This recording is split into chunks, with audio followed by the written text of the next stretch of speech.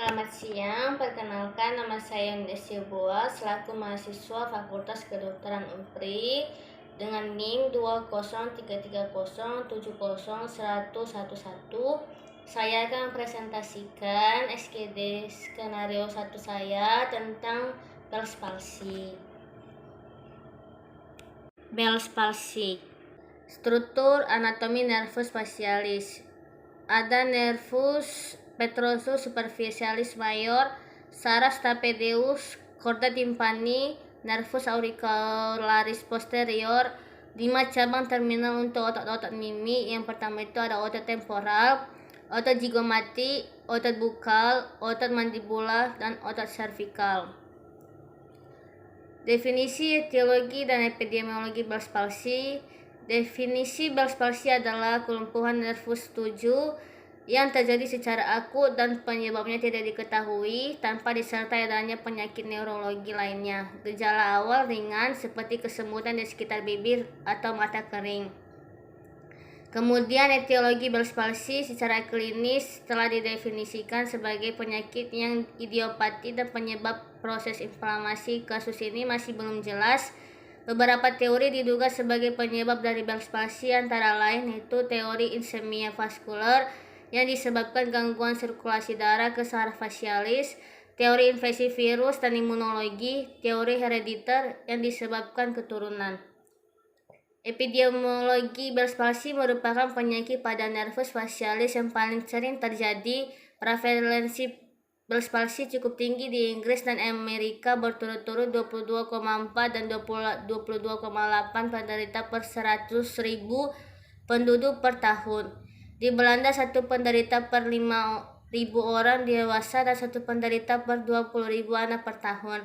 Data yang dikumpulkan di 4 buah rumah sakit di Indonesia diperoleh frekuensi Bell's palsy sebesar 19,55% dari seluruh kasus neuropati dan terbanyak terjadi pada usia 21-30 tahun.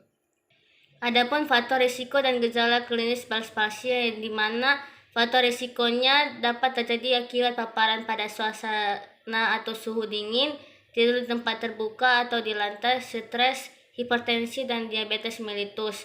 Tanda dan gejalanya itu ada kelainan mulut apabila menggosok gigi atau berkumur, mulut tampak moncong, kelopak mata tidak dapat dipejamkan atau lagophthalmos, tidak dapat bersiul atau meniup. Lalu penegakan diagnosa Bell's palsy dapat dilakukan melalui anamnesis, yang dimana keluhan utama Bell's palsy biasanya mengeluhkan wajah merot, tidak mampu menutup salah satu mata, dan tidak mampu mengangkat alis dan bibir terlihat merot. Pemeriksaan visinya dapat dilakukan pemeriksaan motorik, yang dimana mengangkat alis, sisi yang sakit tidak dapat diangkat, mengerutkan dahi, lipatan hanya terjadi pada sisi yang sehat, kemudian memejamkan mata dengan kuat, sisi yang sakit kelopak matanya tidak dapat menutupi bola mata dan bola mata berputar ke atas atau Bell's palsy.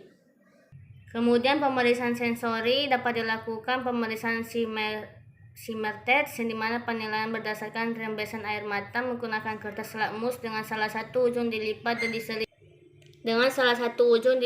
diselipkan di kelopak mata bawah kiri dan kanan dengan mata terpejam. Kemudian pengecapan 2/3 anterior lidah, yang dimana ada rasa manis dan rasa asam dan rasa asin serta rasa pahit pada lidah. Gangguan rasa kecap pada Bell's palsy menunjukkan letak nervus facialis setinggi chorda tympani atau proksimalnya.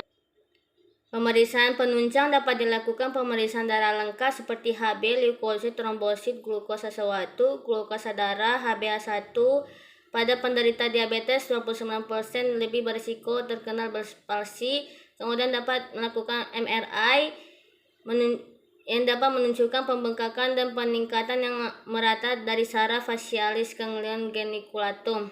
Lalu dapat dilakukan CT scan, yaitu pemeriksaan CT scan tulang temporal dilakukan untuk memiliki riwayat trauma seperti menyingkirkan fraktur, metastasis tulang, dan keterlibatan sistem saraf pusat.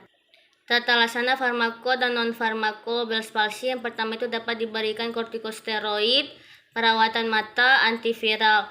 Sedangkan non-farmakonya itu dapat dilakukan fisioterapi atau akupuntur, dapat mempercepat perbaikan dan menurunkan sequela dari Bell's palsy.